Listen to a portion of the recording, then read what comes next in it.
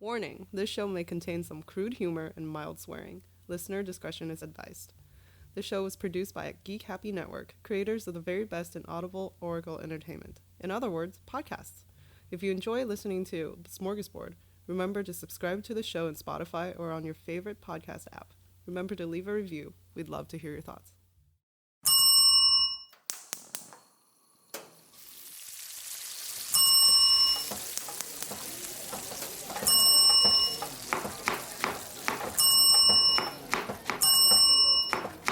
This is Smörgåsbord! Welcome to Smörgåsbord, a show where we explore the rituals, myths, and all things strange about the world of food. I'm Mik, and here with me is my co-host, again with the air horns. Angel. Angel has an obsession for air horns today. And today, we're covering the most popular food in America. Chinese food. Chinese food that's made in America. Not China. The one thing that's not made in China. Yeah, isn't it crazy? But still made by Chinese. Yes. Weird. Did you know that there are more than 40,000 Chinese restaurants in the United States? No. You do now. Thank you for that number. That's actually way more than the number of McDonald's, which is only about 14,000. Oh, that's actually a low number. Yeah. Well, I mean... I guess I was imagining a lot more. 50 states. Some of them only cows live in. Yeah. So that's like 2,400. No. I can't math. 240.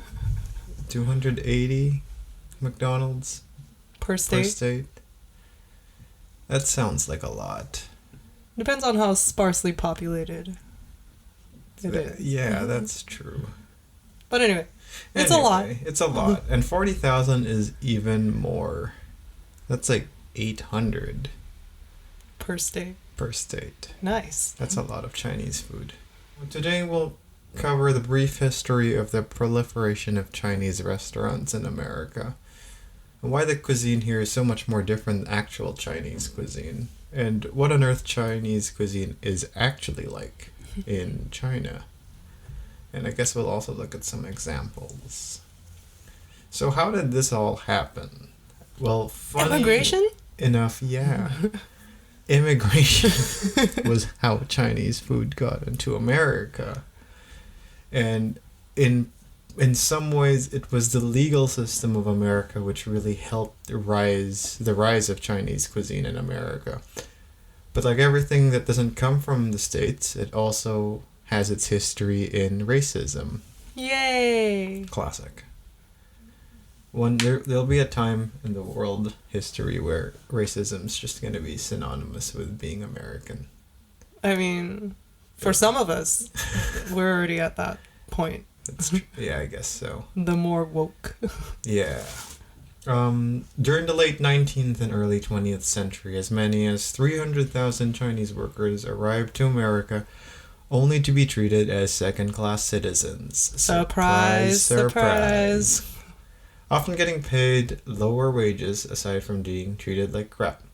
Eventually, the U.S. changed their minds on their immigration laws and just barred the Chinese from immigrating further, even making it hard for the Chinese who've already entered America legally from re-entering if ever they do leave the country. But there were some exceptions to this. Some Chinese business owners could get merchant visas, for example, that allowed them to travel to China primarily for recruitment purposes. Most of these business owners were owners of laundromats, looking to bring in more Chinese workers to work with them. Essentially, jobs Americans didn't want to do, from what it seems. Of course. So, I mean, it's still kind of that way. Yeah, I mean, it kind of made sense back then, bring immigrants in just to get them to do the jobs that your regular citizens don't want to do. Except now, they're like, immigrants are stealing all our jobs. Yeah, the jobs that you don't want in the first place. Yeah, exactly. So, but what did these have to do with Chinese food? Well, in 1915, the U.S. included restaurants to the list of businesses that can get merchant visas. To the Chinese, this created a loophole to immigrate. It also led to a boom in Chinese restaurants in the United States. The boom was so big that between 1910 to 1930, the number of Chinese restaurants in America nearly quadrupled. A good amount of that happening in New York. Woohoo! Now, while this growth seemed to suggest that it was easy to acquire merchant visas, it was far from it. Restaurants needed to be of a high grade or quality restaurant. They needed to have some sort of big time investment, in other words, some people with money, and to have had the business owners to have managed restaurants for a certain amount of time before they could apply for the merchant visa. They also required the support of American witnesses, in other words, white people, to sign their visa application. But the Chinese immigrants did find a way around a lot of these. So working together, for example, they would pool their money together to open a restaurant, and then each investor in that restaurant would then take turns managing the restaurant until they each reached a merchant status.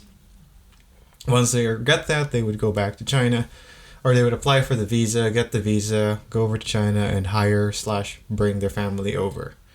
When it comes to finding teamwork. It was pretty good teamwork.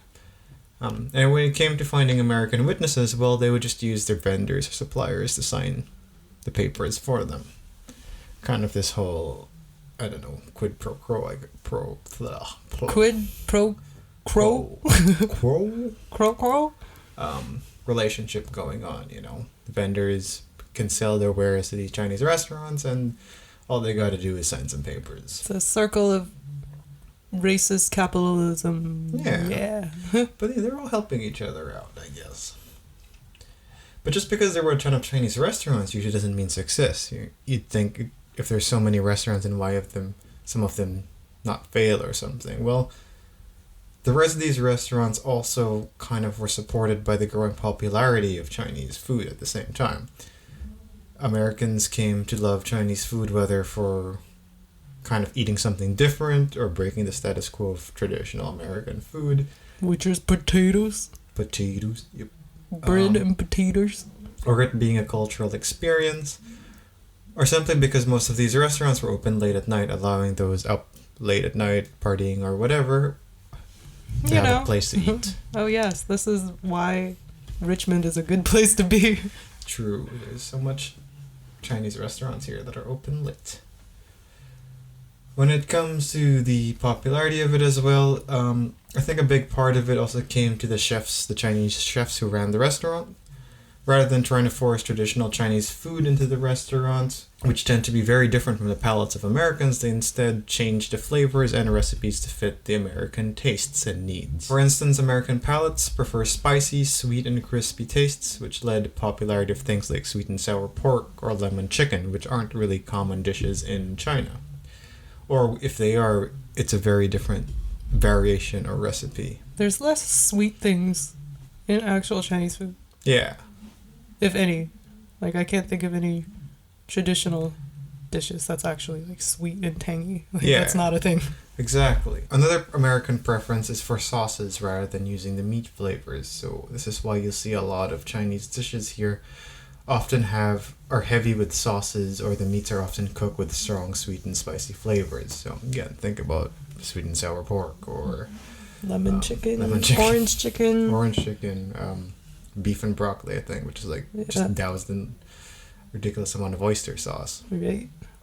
One other cause to the difference of flavors are also from the availability and preference of ingredients. So if you think about things like gailan or other Chinese vegetables, you don't really get a lot of that grown here. So obviously they couldn't use those vegetables when it came to cooking vegetables here. Americans also tend to prefer meats like beef, chicken, or pork, or vegetables like potatoes or tomatoes, which aren't necessarily always what you get from Chinese cuisine. Another thing is the preference of Americans for dairy, which isn't a thing for Asian people, because most Asians are lactose intolerant. Yeah. Exactly. I'm blessed to not be one of them. I can eat a lot of cheese. But you also don't eat rice, so... What does that have to do with lactose? It just puts the question whether or not you really have any Asian blood in you. Yeah, I can't drink alcohol, so... Yeah. Okay. There. Fine. Proof. Fine. Another preferential difference is how Americans only prefer to eat certain cuts of meat rather than eating other parts of the animal, such as such as ears or bone or tongues. Chicken feet. Or chicken feet, yeah, exactly. Which I still don't understand as a concept. There's no meat on it. You're just eating like it's skin and claws. It's the flavor and the texture, really. So that's another big difference between Americans and Chinese, is that the textural differences and preferences are very different between Chinese and American palates. So a lot of Americans don't really like the jelly-like texture of tendons or chicken feet, exactly. Whereas pig's ears. Pig's ears is another one, or tongue and stuff like that. Whereas in Asia or in Chinese cultures, they like having different levels of texture in their food rather than just crunchy. God, I feel so American right now. I mean, think about a lot of yeah. I'm like, I can't eat chicken feet because it tastes like goosebumps. Yeah. And I don't like the crunch of the pig's ears. Yeah. It's weird. See, that's a big reason why a lot of the food in Chinese restaurants here had that change or evolution, because they adapted that preference. Non-preference. Yeah. The difference could also even be seen when it comes to meat types. So in America, there's a big deal about eating white meat over dark meat, whereas in China, or even Asia, as we talked about in the last episode with Japan, dark meat. There's a preference for dark meat and chicken rather than white meat. Okay, so here's a question. Yeah. I actually don't know what's the physiological difference between dark and white meat. Is it a darker chicken? That's a good question. From what I know, it's the texture you get out of it. Right. White meat. They do taste different. I just don't know what makes it different. Is it different kinds of chicken? No, it's the same processing? chicken. It's the kind of cut of chicken. So the same how you have different parts of the beef have like different levels of fat. Right. Like so a T-bone is different from a sirloin. It's because where you get it from the beef or the cow makes it a different type of meat. Oh, okay. It's the same thing with the chicken. So I thought you can have dark and white drumsticks. Not that I know of. Oh. I know drumsticks are White? dark meat. Dark? I don't know. I can't tell. From what I remember, when you cut up a chicken, the thigh and leg area is the dark meat, and then the white meat is the wings. Okay. And the breast. ribs and breast area. Okay. I think when you're talking about the drumstick, it might be the wing drumstick. Oh, okay. So the wing itself is a mixture of light and dark meat. Marbled. That's what I think. Like an Oreo. Yeah. But chicken. Exactly. Chicken Oreo. We'll go through a number of different of these American Chinese dishes, and I looked into a little bit of the history of it as well.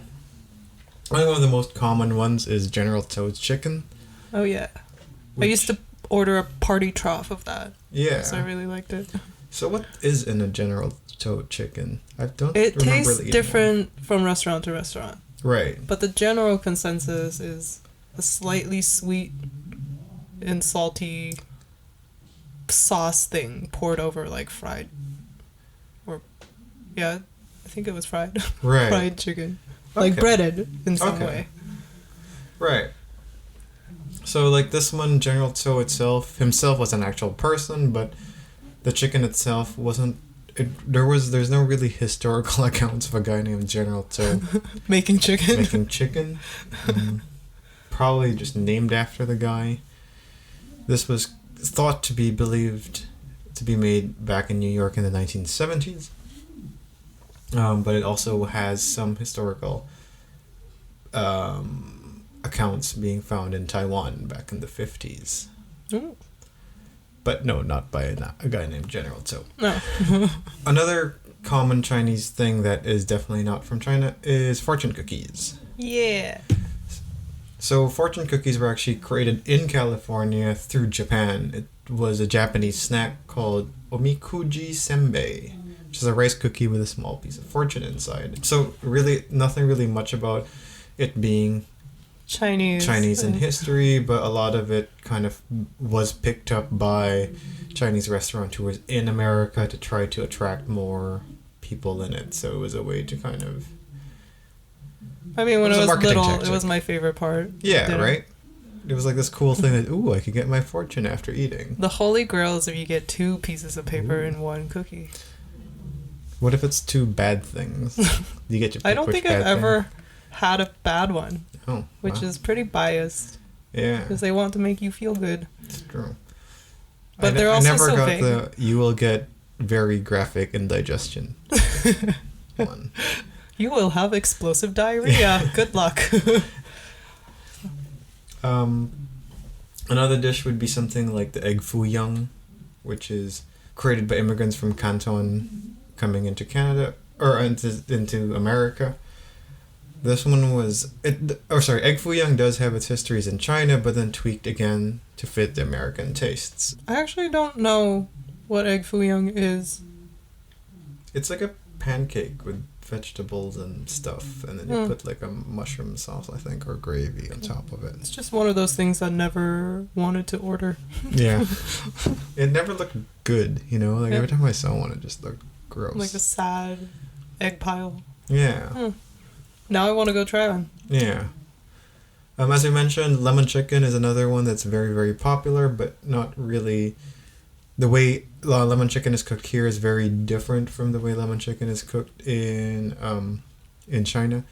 Yeah, I So feel like here they just use like Tang. You get Yeah. a bottle of Tang. And then deep fried chicken usually, and it's usually deep fried chicken breast. And they usually throw it don't- in Tang. And they throw it in tang. Lots of tang. So as we mentioned, the fried chicken element was a way to get the crunchy crispiness of the flavor that Americans preferred, and obviously making it extra tangy and sweet appealed more to the American audiences, while I believe in China it's not even deep fried, and definitely they don't really use a lot of white meat. No, I don't think there's a lot of things that are deep fried. Yeah. No, not China. really. No. And probably had the chicken in whole pieces of chicken rather than boneless the way it is here. Yes. If you have authentic Chinese food, Yeah. there's bone in everything.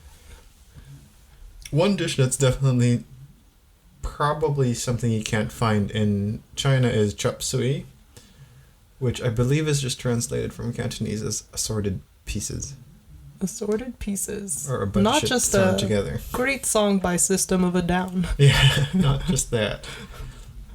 This one was definitely just created in the States. It was kind of just a mixture of different stuff. I think the history seems to have come back in the earlier times of Chinese immigration during the gold rush in the 1800s or middle 1800s, where it seems like a bunch of drunken miners came into a restaurant or a place with a Chinese owner and just demanded food, so he just kind of threw a bunch of old food together into a plate and fed. Take that. Yeah, they just kind of put a bunch of soy sauce in it, and then was like, "Here, try it." An Which- adequate way to deal with drunken children. Yeah, exactly. Here's And- some trash. Put it in Yeah. your mouth. That was how chop suey was created. Another one is mushu pork. Now, mushu pork actually does exist in China, but as we mentioned, it's pretty different. A big part of it is that mushu pork in China would include things like woody or fungus or carrots or whatnot, while the one here definitely does not involve that. I really like Whittier fungus. It sounds gross. I've never tried it. Anything with the I'd be word curious. fungus in it just doesn't sound good. Sounds like something But- that comes out of your feet. It's crunchy. That sounds good. I'd be down to try it. I've never tried it. I've actually never tried mushu pork even here. I don't The think I mushrooms. have either. Yeah. But it's like a crepe-like pancake of sorts with stuff in it. I don't know. We Seems good. should go Chinese food. Yeah, I'm down. Another one that is far from how it is in China, although it does exist, is sweet and sour pork Emphasis on the sweet. and the sour. Yep. More tang. More tang here again, as usual. There are a bunch of other stuff too. There's a long list of stuff, and maybe one day we'll do an episode going through the history of each and every one of these, or maybe just trying all of them. It's a lot. But egg rolls is another one where... again, Another the deep fried. Deep fried Yeah. and definitely American made here. Orange chicken is another one that was definitely not made in China. It was created in 1983 by Panda Express. is what they like to Nice. claim. At least that's Panda Express's claim to fame. Again, a big way to think or realize this is probably an American creation was because orange chicken does not have bones in the chicken. It's usually boneless chicken. It's super tangy and sweet. And it's fried. fried. I think that's the recipe for win. Yeah. You fry it and you put tang on it. Yeah, pretty much. But that's really, yeah. That's it. If you go to a Chinese restaurant and you want to figure out which stuff is American and which one is Chinese and which one is American Chinese, you ask those three questions. Is it sweet? Is it deep fried? Is it deep fried? What's the third question? Are there bones? Are there bones? Or Yes. is it a usual? Are there any body parts of an animal that you don't usually see? Intestines. Yeah. Pig's feet. Yeah. Those ones are definitely not of this. I think lo mein and chow mein also have different variations here compared to China. food in China. Yep. There's also crab rangoon, which is definitely not I don't even know what that is. Chinese. It's a wonton wrapper with cream cheese in it. Oh, I love that stuff. Oh, that's the other one. Is there dairy? If there is dairy, Dairy. it's definitely not from China. Yeah, those deep fried wontons with cream cheese. Yeah. Chinese chicken salad is another one. Yeah, there's no such thing as salad. Exactly. We cook Most our food is vegetables. cooked. Yes. So I think it's worth asking the question then of what the heck is actual Chinese food? And from what I've read up on and really come to understand, it's kind of a very hard question to answer. China is massive with so many different people and so many different subcultures that you can't really just explain one type of food as Chinese food. Every region has their own thing. Yeah. So it's the same way of saying, I don't know, that Chinese food is like European food. You know? Yeah. It's just not divided into clear countries. Yeah, exactly. One big thing with many little things. When it comes to Chinese cuisine, it seems like there is 8 main regional cuisines, but that doesn't mean that within that one region is only one type of cuisine. You could usually find a bunch of micro cuisines in there. Generally speaking, though, when you look at Chinese food, it's very different to Western cuisine because of the food available and the food that they choose to use. So you'd see things like fungi or dogs or turtles or frogs or insects or different animals that they would try to eat. It's not just stuck to the big chicken, the shrimp, three. fish, Beef, pork. and beef. Yeah. Yeah. When it comes to also vegetables, you also see a wide variety of different vegetables. It's not just lettuce, whatever else Americans eat, potatoes. Potatoes, lettuce, Yeah. cabbage. Sometimes, yeah. Sometimes. You could see things like bok choy or bamboo shoots or bitter melon or radishes, lotus pods, food, tofu, Tofu. or mung beans and Delicious. stuff like that. I think when it comes to the philosophy or approach when it comes to also eating, I think there's a level of how in China they accept the food very different from the way Americans accept it. I think there's a level of health for sure when it comes to it and some medicinal way of eating food. So it's not just you could eat French fries every day, you know, like there's a way of, if you feel sick, you could eat this. If it's a different season in the year, you could eat that as well. So it's... You don't want to be like that girl that only eats chicken nuggets for like 12 years of her life. Exactly. And then she gets violently ill when she doesn't eat nuggets. Yeah, exactly. When it comes to, I think, the Chinese cuisine, it's seasonal and also health dependent when what you eat. So think about, I guess, when you're sick, here you eat chicken noodle soup or something like that, but this one's a more complex cuisine than just It's that. not just one thing. It's Yeah. a plethora of things.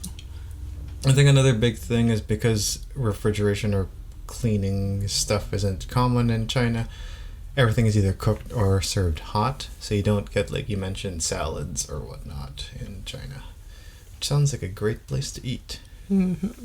I do like warm food. Yeah, imagine, paying $21 for food that someone actually prepared and cooked, rather than just chopped and tossed. I had a salad at Disneyland that was $21. Jesus. It was just like half a head of lettuce. Yeah. They just chopped it in half and put some bacon on it. Yeah. I was like, wow. Sounds great. Lunch. Love it. Another thing is, like we mentioned, there's very, very, very few deep fried foods in China, even no matter what region you're at. Generally, stir frying is more common, but not really deep frying. Yeah, and when it comes to the different cuisines, there are so many different cuisines, and like we mentioned, it's really broken into 8 different ones. We're not really going to go through all of this. Maybe we'll do it in a different episode or something, but it's really cool to look through them. You could really see the difference because of the regions. So some places have more rivers, some places are more mountainous, some places are more fieldy, or have more of different vegetables or whatnot, and they really find a way to kind of bring that to light. Eat local. Exactly. It's this. I think they kind of come to embrace what they have in front of them and make the best out of it, rather than force something else. Yes, it's unnatural to have pineapples Yeah. all time of the year. Yes. So I think it's kind of cool because of that. You get this really wide variety of things. You should try some fungus. I Actually should. great. But I mean, like, is it like mushrooms though? Because then if it has It's mushroom gouty stuff, then, right? I would do some research on that. Yeah. 'Cause I don't know about the properties of different fungi. Right? Yeah, I don't know. I'm down to try it though. I mean, it's just pain. It's just pain. Here's the ambulance Alright, coming to save me already. Just pop an Advil before you have some fungus. You're fine. Yeah, I'll be fine. Man up. Yeah, sure. So when it comes to the question of is it good though, I think it comes to taste preferences. There's obviously there are purists or whatnot who will claim that it's wrong what they did with American Chinese food, but to be honest, all that food was created by the Chinese. Right. To serve an American audience. It's all about marketing. Yeah, there's nothing. I don't using taste. Exactly. I don't think there's anything wrong about American Chinese food. I don't It's feel just a like food different needs to cuisine. be authentic Yeah. for you to enjoy it. I mean, it in some ways it is authentic, right? Yeah. Like it's Chinese people who made this food. Just like relocated. Yeah. So, languages shift, so do cuisines. Exactly. And I think obviously it seems like food in China sounds more healthier than the food I mean, yeah. American Chinese food. I'll give them that. Right. I'm definitely down to try a lot of this Chinese food, though. I think in Richmond, I think it's hard to find authentic Chinese food, but I think or at least for me, because I don't know what to get, I don't either. but you can kind of, I don't know, tell the difference as well with like more Chinese places than ones that are trying to cater to American audiences when you look at the food they serve, because there's less fried food. Yes. No, you can tell. You can definitely Yeah. tell the difference. You just have to find the hole in the wall places. Exactly. Yeah. When it comes to what we're eating, I think I'm gonna go eat some dim sum tomorrow. Sounds good. Yeah. I don't know. I take each meal as it comes. Yeah. I don't plan ahead for that. That's fair. It's nice to see you evolve though from just eating hummus to now eating food. Nothing. Yeah, I don't even have a stock of hummus No, at my house now. that's good. I've upgraded. You've grown so much in these past 11 episodes. It's nice I've to see transcended growth. reality. That's great. I can't wait to see where you're at in episode. Yeah, you know what? I have some 20. haichu in my pocket that Oh, I wow. got from my car mechanic. It's probably gonna be my dinner. You went from buying hummus to just begging for haichu. I didn't have to beg, okay? Sorry, They being offered it to supplied. me. Yeah. Anyway, that's kind of our episode today. It's a little bit shorter, which is nice. Yeah. Okay. I have to go beat traffic now. Yeah. Sorry for the loud neighbors downstairs. Happens. Yeah. The plight of sound people. I understand now. Yeah, right. Okay. Bye.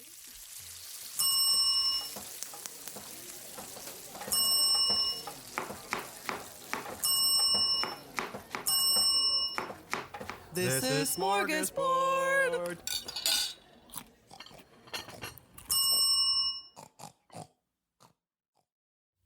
Have a food-related ritual, myth, or something strange you want us to explore? Send us a message through Facebook at Geek Happy Network. We'd love to hear from our fellow foodie listeners. And while you're there, remember to subscribe or follow us too. This show was created by Angel Lin and Mik Narciso, hosted by Angel Lin and Mik Narciso, editing by Mik, and logo by Angel. Come give us a listen at geekhappynetwork.com or look for us on your favorite podcast app. Oh, and be sure to follow us on Facebook or Instagram at Geek Happy Network.